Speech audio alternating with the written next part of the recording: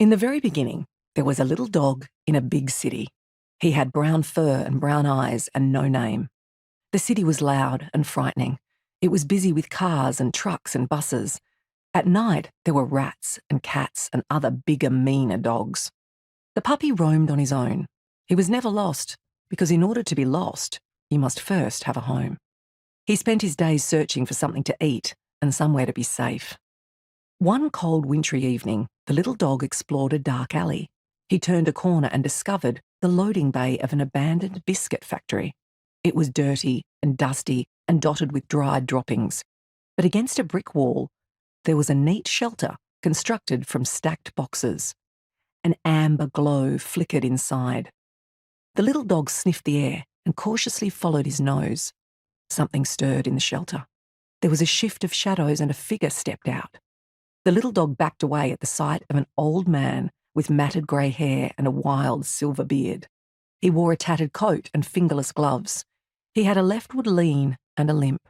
He was tall and intimidating. Then he smiled, and his eyes sparkled blue. "Hello," he said. "You look hungry." His voice was unexpectedly warm and rich, like a battered cello played by a virtuoso. It put the puppy at ease. He spun in a tight circle 3 times, then sat. "Oh," the old man cried. "What else can you do?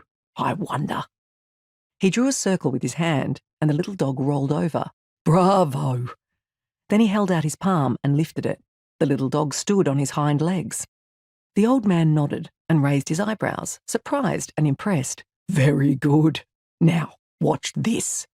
With a swift snap of his wrist, he produced a bright red handkerchief and draped it over his open hand.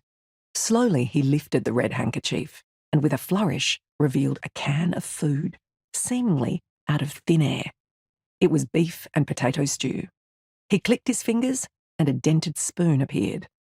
"We would make a fine team, don't you think?" The little dog barked and wagged his tail. The old man cracked the tin. "Come inside and dine with me. We might just find a way out of the doldrums, you and I."